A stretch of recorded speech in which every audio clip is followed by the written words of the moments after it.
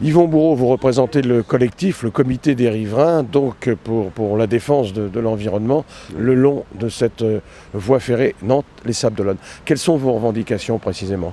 Alors nos revendications sont un peu toujours les mêmes depuis le début, c'est-à-dire qu'on a constaté qu'il y avait un grand manque d'informations, déjà en premier lieu. Les riverains n'ont pas été informés. On s'est rendu compte que l'étude d'impact sur l'environnement n'avait toujours pas été faite.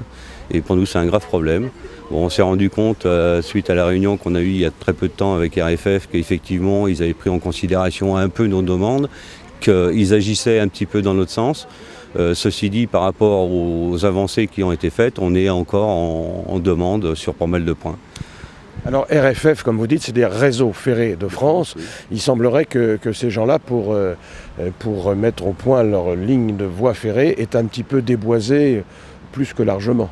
Plus que largement, c'est le moins qu'on puisse dire, puisque entre Nantes et Saint-Sébastien surtout, il y a eu un massacre vraiment très important.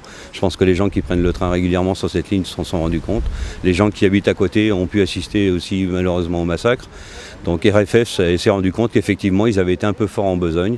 Donc nous, ce qu'on demande, c'est au minimum que ça soit replanté, pour quand même permettre aux gens qui habitent à côté, et même pour les usagers du train, que le paysage quand même retrouve quand même une certaine homogénéité et une certaine beauté.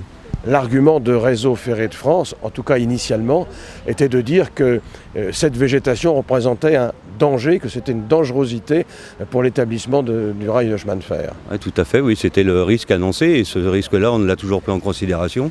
Bien évidemment, on peut comprendre qu'un arbre qui présente un danger par rapport à l'électrification soit abattu, soit étêté, ça c'est clair.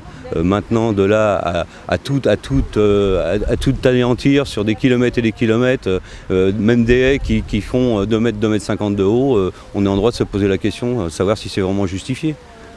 Et si vous ne trouvez pas un écho à vos demandes, à vos revendications, qu'est-ce que vous envisagez de faire avec le collectif ? Alors dans un premier temps, RFF nous a dit qu'ils étaient toujours prêts à nous rencontrer, donc on va réitérer une demande de réunion. On essaye de mettre tous les pouvoirs publics au courant de nos doléances. On espère bien être écoutés. Et si on n'a pas de résultat, alors on ne sait pas ce qui se passera, mais il se passera certainement des choses, oui.